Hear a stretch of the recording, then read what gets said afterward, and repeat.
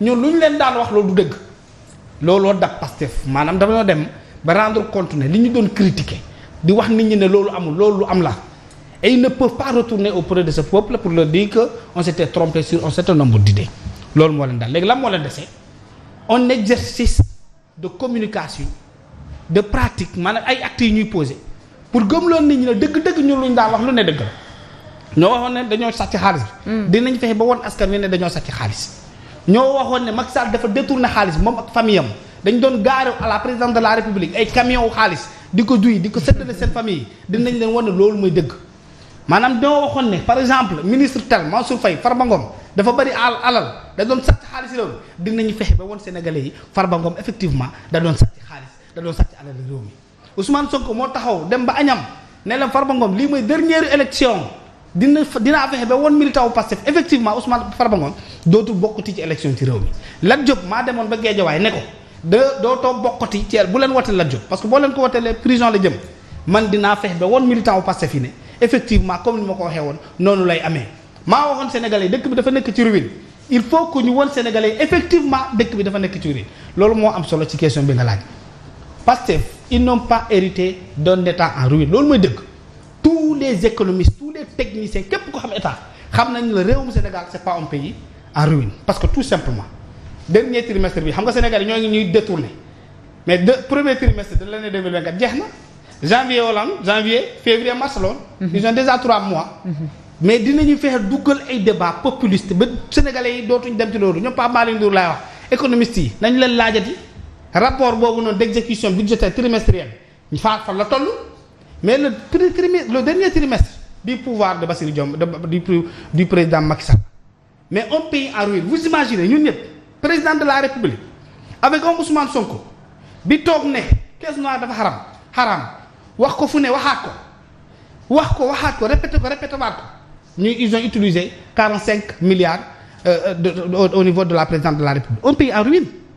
te loolu la ñu gëmloo waa pouvoir militant seen militant gëmloo nit ñi ne dëkk bu nekk en ruine le président de la République peut dépenser 45 milliards en 3 mois un pays en ruine avec un Ousmane Sonko bi jaay nit ñi benn probité prophétique maanaam jaay nit ñi ne moom alalu jàmbur buggul alalu état buggul moom lépp loo xam ne ñàkk ko ci forom du ko lekk pourtant premier tëram moo dépensé plus de 15 milliards en 3 mois yaa ngi dégg maintenant comme ñoom gëmloo nañu sénégalais yi dëkk bi dafa metti terror nu mu tudd dictateur yëpp noonu la ñuy pratiquer appauvrir la population d'une manière volontaire tëj lépp metti lépp ba mu xat après nit ñi daal di abdiquer maanaam boo melee ni Bougane Gueye Dany par exemple ñuy ñëw fekk la ci sa entreprise buntu xatal la toroxal la si tu ne résistes pas da ngay abdiquer dem fekki leen ñu boole ci mbir yi xoolal maintenant lan au niveau de la presse sénégalaise képp koo xam ne organe de presse la tu es avec Pastef mais yow yaa ngi gundaandaat say journalistes dañuy dem Dubaï dem Turquie dem Russie dem Chine dugg ci cortège du président de la République cortège du premier ministre ñu invité leen ndoggu primature yow dañ laa invité ndoggu primature est-ce que xam nga ne am na ay chroniqueurs ak journalistes yi demoon ak Ousmane Sonko dem ndoggu ji kenn boole wala da nga xam ne at la ñu yóbbaale donc loolu maanaam boo bokkul ci ñoom yow da ngay souffrir parce que loolu mooy seen intention ñi nga xam ne bokkuñu ak Pastef ñi nga xam ne bokkuñu ci philosophie yu Pastef vous allez souffrir 50 ans ainsi de suite te Pastef da koy doxee boo yoree entreprise de presse yor entreprise beneen BTP bi boo ko wax ñoom dañu lay buntu xatal toroxal la da ngay souffrir souffrance boobu c'est une pratique des régimes dictatoriaux parce que loolu dafa bokk ci une manière d'étouffer la population d'étouffer les entreprises d'étouffer les intellectuels libres étouffer les chroniqueurs étouffer les journalistes presse bi moom dee na ba pare mais noonu la ñuy def parce que loolu dafa bokk ci seeni pratique di ku xam nu àddina di doxee fàttaliku ni Hitler ñëwee woon au pouvoir ñoom Mussolini ñu ñëwee woon au pouvoir ñoom Mao Zedong qu'est-ce qu'ils avaient fait da nga xam ne Pastef ci logique boobu la nekk fan su ñooñu la moom ñi muy fant Ousmane Sonko ñooñu la fan ñoom Paul Kagame ñoom Poutine ñoom Mao Zedong maanaam ñooñu nga xam ne ñoom dañoo d'abord toroxal seen peuple Mao qui te dit que vous allez souffrir pendant 3 ans pour 1000 ans de bonheur jàpp intellectuel yi rey mais journalistes yi libres yi daw intellectuels universitaires yi boo dawul il t'assassine boo demee Corée du Nord ainsi de suite c'est les mêmes pratiques Ousmane Sonko dafa xaw a ragal rek parce que tout simplement il se rendu compte comme man li ma yaakaaroon ne mën naa ko teg Sénégalais yi du sotti maintenant c'est quelqu'un qui ne doit jamais avoir tort Ousmane Sonko comme je le dis il a vendu à ses militants pour ne pas parler comme Abdou Nguer à ces gens qui l'accompagnent comme man Ousmane Sonko du ma naal lu ma wax dafay am li ma leen waxoon démb fii ba 2059 fii ba 2000 ajak-jak dafay nekk dégg. Très bien. parce que tout simplement man maay Ousmane Sonko bi nga xam ne ngoon bu jot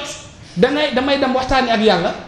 yàlla daf ma jox benn alburax boo xam ne man dong maa ko yor. boobu rëy na de. mais loolu la gëm la waa Pastef. mais loolu la gëm la waa Pastef. dafa gëm la waa Pastef man Ousmane Sonko du ma wax lu dul dëgg. man du ma wax lu ne dëgg. Badou lu ma leen joxoon lu ne foofu ngeen war a xool. li ma xalaat lu ne même bu dul dëgg yéen da ngeen war a fexe jëmmal ko ba mu rafet ngeen mën ko présenter Sénégalais yi. et il a eu des intellectuels comme ça qui sont là pour lui regardez comment on est en train d'abrutir de grands intellectuels du ma tudd kenn mais am na borom parti boobu Camara la sant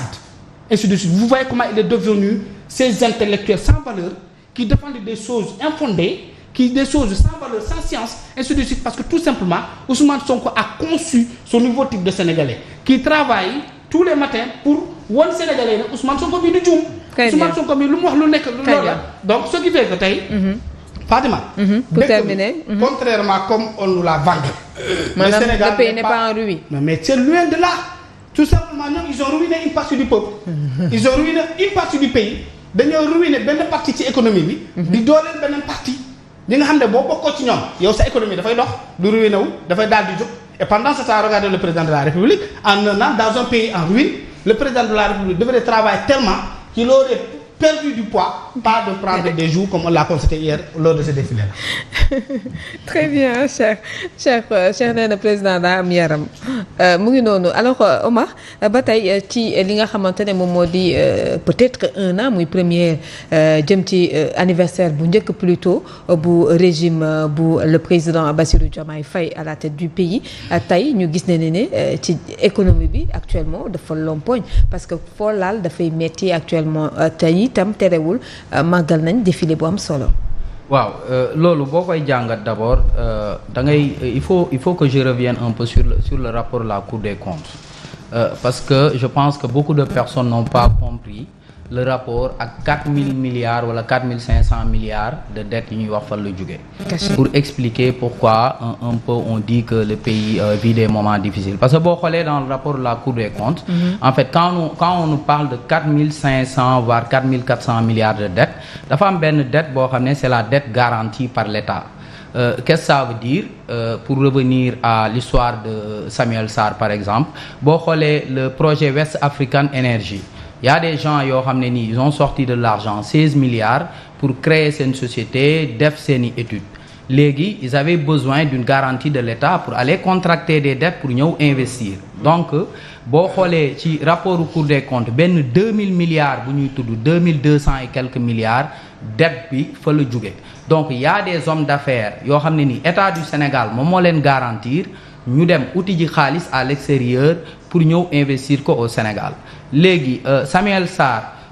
si noonu il a réussi à mobiliser plus de 270 milliards xaw ma voire 271 en tout cas plus de 200 milliards yoo xam ne indi na ko Sénégal léegi Samuel Sarr boobu tey xam nga moo ngi prison léegi est-ce que loolu ça va pas contribuer à maanaam ternir wala maanaam tax ñu xeeb signature u Sénégal parce que Samuel Sarr état moo ko garantir mu dem contracter dette léegi nga ñëw tëj Samuel Sarr en prison est-ce que voyant cela nga xoolaat beneen projet comme projet désalinisation bi nga gis ni ce sont les Saoudiens je pense qui devaient investir nga ñëw tu remets en question ce projet là ne woy gars yi kii ainsi de suite léegi yow est-ce que tey